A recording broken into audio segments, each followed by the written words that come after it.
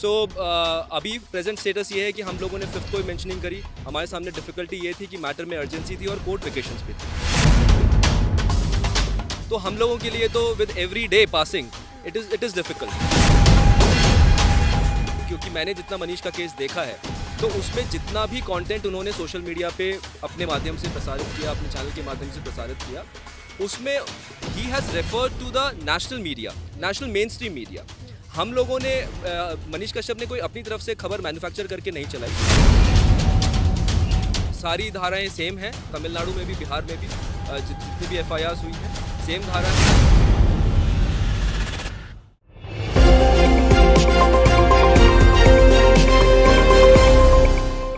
तो हमारे साथ इस समय बिहार में जो मनीष कश्यप हैं, पत्रकार, जिनको इस समय जो है ये जुडिशरी रिमांड में चल रहे हैं, इनका जो केस हैंडल कर रहे हैं एडवोकेट आदित्य, वो हमारे साथ हैं। तो आदित्य, सबसे पहले तो बहुत बहुत वेलकम इंडी टाइम्स में। ये जानना चाहेंगे कि इस केस में और ज़्यादा मतलब सिलसिलेवार तरीके से बताइए, कैसे क्या आपने फाइल किया, कैसे क्या हुआ? जो अभी 2 राज्यों का केस चल रहा था, अब एकदम से सुप्रीम कोर्ट में जो है ये दाखिल हो गया, अर्जी करी गई है, तो इसको लेकर अभी क्या कुछ अपडेट्स हैं? देखिए, शुरुआत में मैं आपके चैनल के माध्यम से सबसे पहले मैं ये कहना चाहता हूँ, क्योंकि अभी मामला न्यायालय के समक्ष विचाराधीन है, तो मैं किसी प्रकार की टिप्पणी मामले के ऊपर नहीं करूँगा। I will not comment on the merits of the case. I can only apprise you regarding the facts what ever has happened till now. जैसा कि मीडिया रिपोर्ट में भी है कि मल्टीपल FIRs हो गई हैं मनीष कश्यप के खिलाफ, स्टेट ऑफ बिहार में भी, स्टेट ऑफ तमिलनाडु में भी, और अभी रिसेंट जो अपडेट हमारे पास आई थी कि उनके ऊपर NSA भी लगा दिया है, नेशनल सिक्योरिटीज़ एक्ट। अभी प्रेजेंट स्टेटस ये है कि हम लोगों ने 5th को ही मेंशनिंग करी। हमारे सामने डिफ़िकल्टी ये थी कि मैटर में अर्जेंसी थी और कोर्ट वेकेशंस पे थी। तो हम लोगों ने अर्जेंट फाइलिंग करके 5th को भी हमने मेंशनिंग करी। Thereafter we were directed to come again on 6th. We mentioned before the Honorable Chief Justice on 6th. Honorable Chief Justice was kind enough to grant us a hearing on 6th. We were asked to appear again at the end of the board. और उसके बाद फिर matter आज के लिए लगा हुआ था। आज क्योंकि स्पेशल बेंच के लिए बेंच कॉन्स्टिट्यूट होनी थी, लंच के बाद हमारा मैटर लंच तक आ नहीं पाया, तो unfortunately our matter was not heard today. So now we have been again directed to appear tomorrow before the court. Basically देखिए, बिहार और तमिलनाडु के बीच का ये मामला है, 2 राज्यों की बात है। तो बिहार से खुद मनीष कश्यप बिलोंग करते हैं और तमिलनाडु एक अलग राज्य हो गया, साउथ इंडिया हो गया। तो एक तरीके से देखा जाए तो इन 2 राज्यों के बीच में कहीं ना कहीं आपके लिए ये टफ हो गया है, एक चैलेंजिंग हो गया है, क्योंकि NSA भी लग गया। NSA तो अमूमन किसी आम इंसान पे लगता नहीं है। तो इस अगर तरीके से देखा जाए तो उनकी बेल मिलना या कुछ भी आगे क्रूशियल हो जाएगा और ज़्यादा टफ हो जाएगा। देखिए, हमारे लिए जहाँ तक बात मनीष कश्यप की है, now I am representing him, so it is already very difficult and tough for him, क्योंकि उनकी रिमांड बिहार में भी ली गई।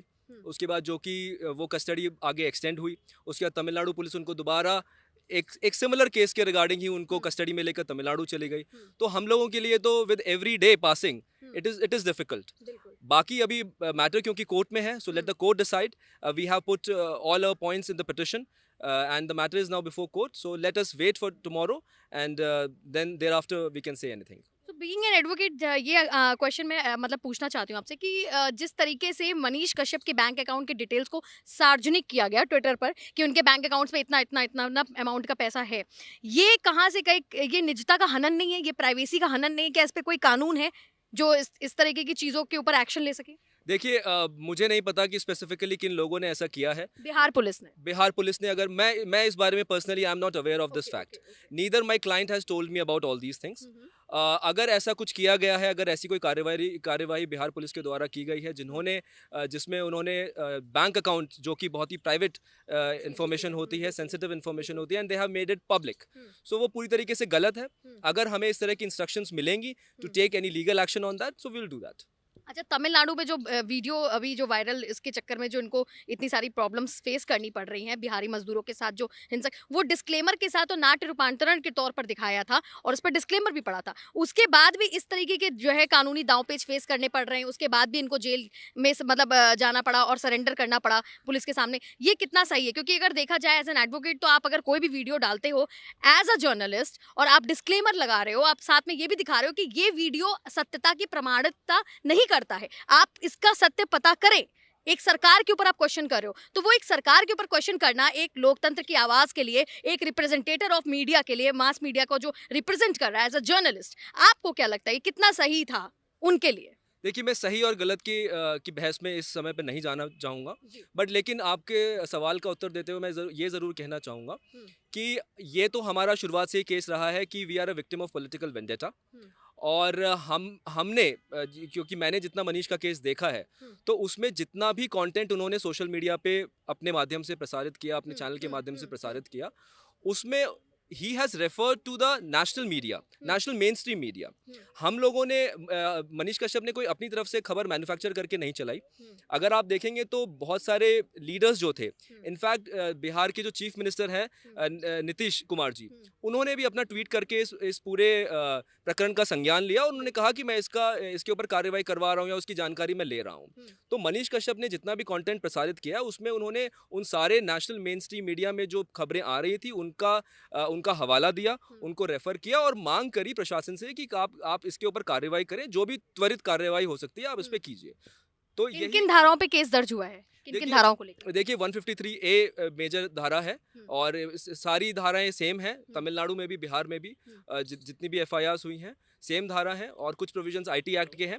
फिर 153 ए जो है वो मूलतः बात करता है कि दो ग्रुपों में दो ग्रुप्स में लड़ाई करवाने के हुँ, विषय में बात करता है, तो हुँ। ये मेजर धाराएं हैं जो कि उनके ऊपर लगी है। आईटी एक्ट तो एक वो कहते हैं बहुत बड़ा एक्ट है, उसके तहत किसी न किसी आपराधिक श्रेणी में उनको लाके खड़ा कर दिया है एक जर्नलिस्ट को।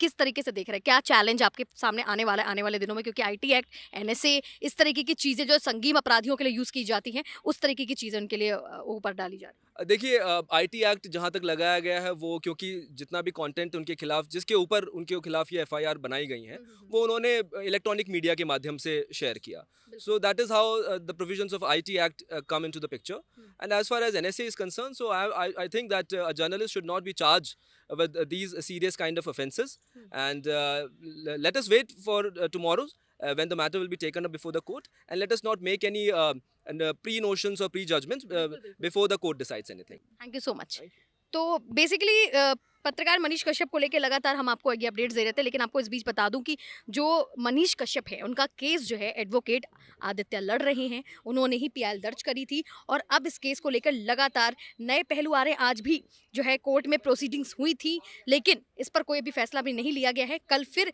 एक जो है पेशी होगी, वकीलों की तरफ से दलीलें दी जाएंगी और इस तरीके से आने वाला टाइम में ये निर्धारित करेगा कि ये केस कहाँ तक पहुंचा और इस पर क्या कानूनी दांवपेच रखे गए हैं। कैमरामैन अमितांशु के साथ मैं आकांक्षा, इंडी टाइम्स।